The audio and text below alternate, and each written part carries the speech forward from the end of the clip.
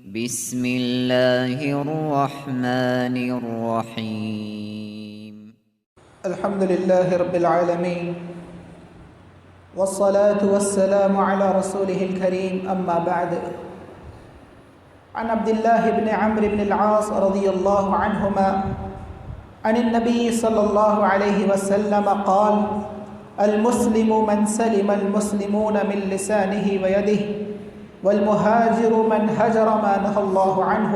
متفق علیہ۔ حضرت عبداللہ بن عمرو بن عاص رضی اللہ عنہما سے روایت ہے کہ نبی کریم صلی اللہ علیہ وسلم نے ارشاد فرمایا، مسلمان وہ ہے جس کی زبان اور ہاتھ سے دوسرے مسلمان محفوظ رہے، اور مہاجر وہ ہے جو اللہ کی منع کردہ چیزوں کو چھوڑ دے۔ یہ حدیث صحیحین میں موجود ہے، بخاری اور مسلم میں موجود ہے۔ راوی حدیث عبداللہ بن عمرو بن عاص رضی اللہ عنہما ہے۔ وہ فرماتے ہیں کہ نبی کریم صلی اللہ علیہ وسلم نے ارشاد فرمایا کہ حقیقت میں مسلمان وہ ہے، حقیقی مسلمان وہ ہے یا کامل مسلمان وہ ہے جس کی زبان اور ہاتھ سے دوسرے مسلمان بھائی محفوظ رہے، اور حقیقی مہاجر وہ ہے جو اللہ کی منع کردہ چیزوں کو، حرام کردہ چیزوں کو چھوڑ دے، مکمل طریقے سے اعراض کر دے۔ ایک آدمی ہے جو 5 وقت کی نمازوں کی پابندی کرتا ہے، 5 نمازوں کو اس کے وقت پر پڑھتا ہے، اور اسی طرح زکوٰۃ ادا کرتا ہے، دوسرے مسلمان بھائی کی مدد کرتا ہے،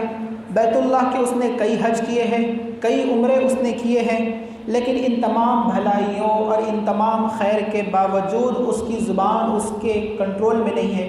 اس کی زبان پر اس کا قابو نہیں ہے۔ وہ اپنی زبان سے دوسروں کی عزتوں کو اچھالتا ہے، وہ اپنی زبان سے دوسروں پر لعن اور تشنیع کرتا ہے، لعن طعن کرتا ہے، وہ اپنی زبان سے دوسروں کی غیبت کرتا ہے، وہ اپنی زبان سے دوسروں کی چغلخوری کرتا ہے، وہ اپنی زبان سے دوسروں کو گالی گلوچ دیتا ہے، وہ اپنی زبان سے دوسروں کے عیبوں کی تشہیر کرتا ہے، دوسروں کی عزتوں کو نیلام کرتا ہے۔ تو ایسے شخص کا گرچہ کہ وہ نمازی ہو، زکوٰۃ ادا کرتا ہو، لوگوں کی مدد کرتا ہو، بیت اللہ کے اس نے کئی حج کیے ہو، لیکن اگر اس کی زبان اس کے قابو میں نہ ہو، محفوظ نہ ہو، تو ایسے شخص کی جو قربانیاں ہیں یا جو عبادتیں ہیں وہ مکمل نہیں ہیں، ایسے شخص کا ایمان اور اسلام مکمل نہیں ہے، بلکہ اللہ کے نبی صلی اللہ علیہ وسلم نے فرمایا کہ وہ شخص مسلمان کامل ہو ہی نہیں سکتا جس کی ہاتھ اور جس کے زبان سے دوسرے مسلمان بھائی محفوظ نہ ہو،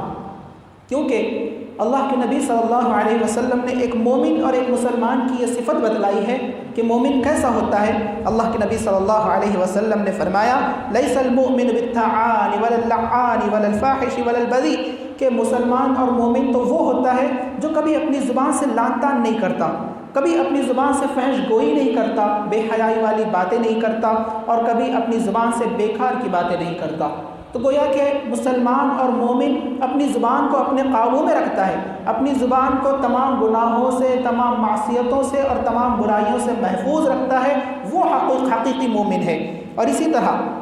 جو دوسری قسم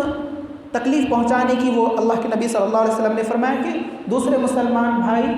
اس کے ہاتھ سے بھی محفوظ رہے، اگرچہ کہ ایک مسلمان نمازوں کی پابندی کرتا ہو، روزے رکھتا ہو، زکوٰۃ ادا کرتا ہو، بیت اللہ کا حج کرتا ہو، لیکن اس کے ہاتھ سے دوسرے مسلمان بھائی محفوظ نہ ہو، وہ اپنے ہاتھ سے دوسروں کو زخمی کرتا ہو، وہ اپنے ہاتھ سے کسی کا قتل کر دیتا ہو، وہ اپنے ہاتھ سے کسی کے مال کو ناجائز ہڑپ کر دیتا ہو، وہ اپنے ہاتھ سے کسی کے مال کی چوری کر دیتا ہو یا جان بوجھ کر ڈاکہ ڈال دیتا ہو، تو یہ ہاتھ کا ظلم ہے، ہاتھ کی زیادتی ہے، اور ایسے شخص کا بھی ایمان اور اسلام مکمل نہیں ہے۔ تو اللہ کے نبی صلی اللہ علیہ وسلم نے 2 چیزوں کا ذکر کیا کہ اگر کسی مسلمان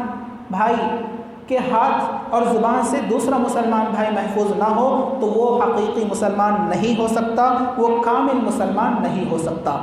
دوسری چیز جو اللہ کے نبی صلی اللہ علیہ وسلم نے ارشاد فرمائی وہ یہ کہ حقیقی مہاجر وہ ہے جو اللہ کی منع کردہ چیزوں کو چھوڑ دے۔ مہاجر ہجرت کا معنی ہوتا ہے چھوڑ دینا، اور ہجرت 2 طریقے کی ہوتی ہے، ایک ظاہری اور باطنی، یا ایک ترک الوطن،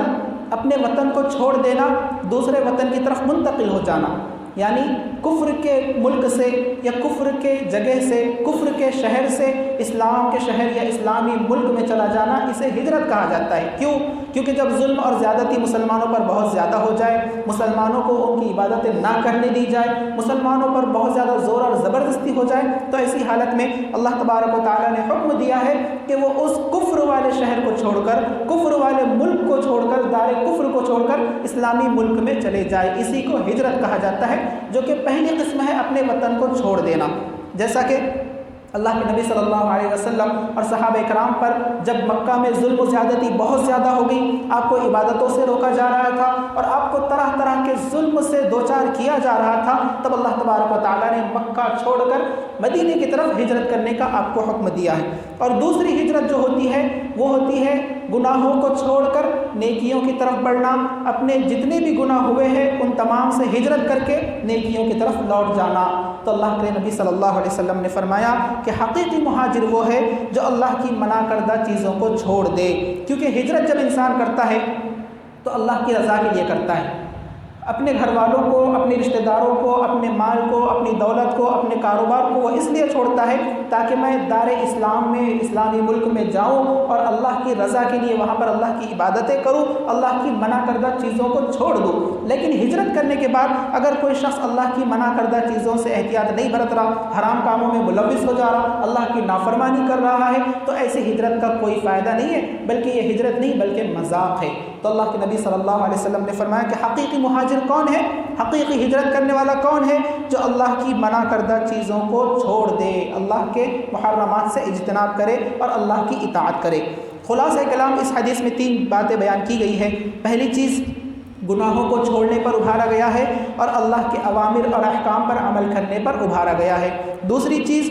یہ بات بیان کی گئی ہے کہ تمام مومنوں میں، تمام مسلمانوں میں سب سے افضل، سب سے بہتر، سب سے کامل مسلمان وہ ہے جو اللہ کے بھی حقوق ادا کرے، نماز، روزہ، زکوٰۃ، حج، قربانی وغیرہ، اور اپنے بندوں کے بھی، یعنی بندوں کے، آدمیوں کے حقوق بھی ادا کرے کہ اپنی زبان سے اور اپنے ہاتھ سے انہیں تکلیف نہ پہنچائے۔ تیسری چیز یہ بھی بات معلوم ہوئی کہ ظلم اور زیادتی 2 طرح کی ہوتی ہے، چاہے وہ لسانی ہو، زبان سے بھی ہم کسی کی ظلم اور زیادتی کر سکتے ہیں، کسی کو برا بھلا کہہ کر، کسی کو گالی دے کر، یہ اس پر ظلم ہے اور اس کا بھی مواخذہ ہونے والا ہے، اور اپنے ہاتھ سے بھی ہم کسی پر ظلم کر سکتے ہیں جو کہ اس کا بھی مواخذہ ہونے والا ہے، اللہ تعالیٰ اس کی بھی گرفت کرنے والا ہے اور اس کا بھی جزا اور اس کا بھی بدلہ ملنے والا ہے۔ آخر میں اللہ سے دعا ہے اللہ تبارک و تعالیٰ ہمیں حدیث کو سمجھنے، اس پر عمل کرنے کی توفیق عطا فرمائے۔ آمین۔ وآخر دعوانا ان الحمد للہ رب العالمین۔